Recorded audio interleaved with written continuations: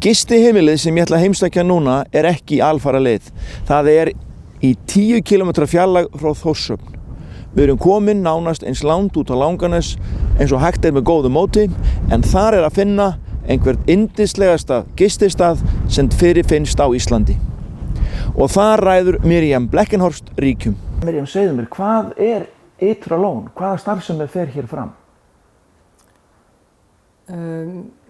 Við erum hérna með gistiheimili og sauðfjárbúskap. Við höfum alltaf verið með, þegar við flytjum hingað, erum við með sauðfjárbúskap. Tökum það með okkur, komum frá Hólseli á Fjöllum og síðan hafa þurft að gera mikið fyrir þessu jörð. Að laga fjárhúsin og girðingar og þannig að við byrjum svona á því að gera allt húsfær fyrir búið. Já. Og síðan var gamalt íbúðarhús sem að við förum að gera upp með það í huga að geta nýtt það fyrir veiðimenn.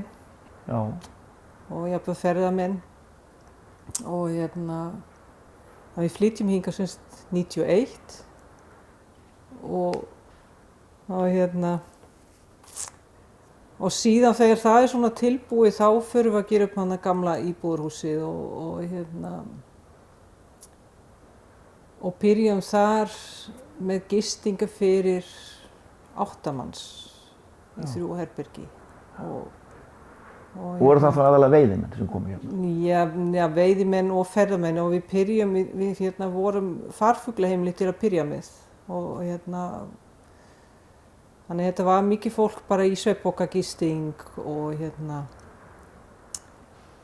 síðan bætum við vorum alltaf með fjós, komum líka með kú hefur komið hingað, þannig voru alltaf kú og nokkra kálfa og alltaf nóg af mjólk og rjóma en síðan þetta var mikið vinna í kringum það, þannig að ákveðum að hætta með fjósið, hætta með kúna og breytum svo fjósið í herbergi líka. Það var aftast í þetta gamla íbúðarhús, sko. Það var á sínum tíma en þá eins og mjólkurhús og fjós.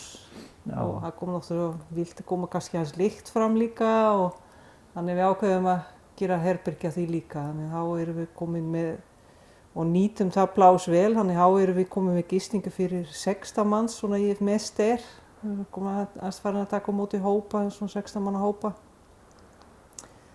og vilja koma stærri hópa, þannig að það stundum fjör og gista allstaðar og tjaldað og svona og já, það farin að vera það mikið af aðsókn að varum að senda það margir frá að var svona aðeins farin að huga að það stækka en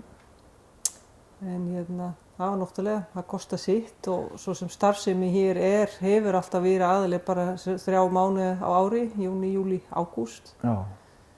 Og þannig ég var eiginlega alveg hætt við að stækka, hafa þetta bara svona lítil og nett en síðan rekumst við á þessar einingar og þau hafa verið notað sem sagt var aðsetur fyrir sérfræðingar fyrir Kárahnjúka. Já. Var staðsett í Fljótsdalnum og við heillum svolítið þessar íbúðir, það býður upp á marga möguleikar. Þetta voru allt stúdíóíbúðir með bara lítið eldhús og baðherbergi og Þannig ég fyrir bara að athuga hvort þetta sé til sölu og upphaflega var þetta ekki til sölu en ætla að flytja þetta suður. En svo kom hrunið og þá bara datt allt upp fyrir og þannig þá hafði þau samband við mig og vildi alveg selja og þannig að já, við ákveðum að kaupa þetta og flytja þetta hingað og Þannig að hvert herbergi hér einn gámur? Já. Af stærð? Eða þetta eru rauninni 2 samsettir gámar. 2 gámar, já. Og enda erum við líka komin á hjara veraldar hérna. Ég ætlaði með þetta að spyrja, sko, ekki ævintýraleg hugmynd að setja upp í hótel eða gistiheimili þessum stað á Langanesi, við skulum segja 10 km austar en Þórshöfn. Já, maður hefur Hverjir koma til ykkar? Oft sagt þetta, algjörlega galið að fara að byrja gistiheimili hér. Já.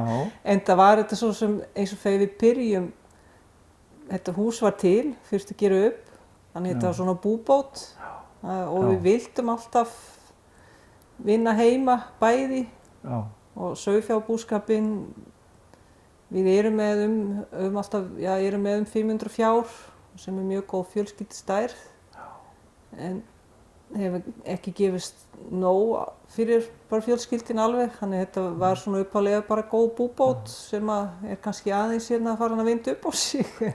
Sjálfsbjarga viðleitni?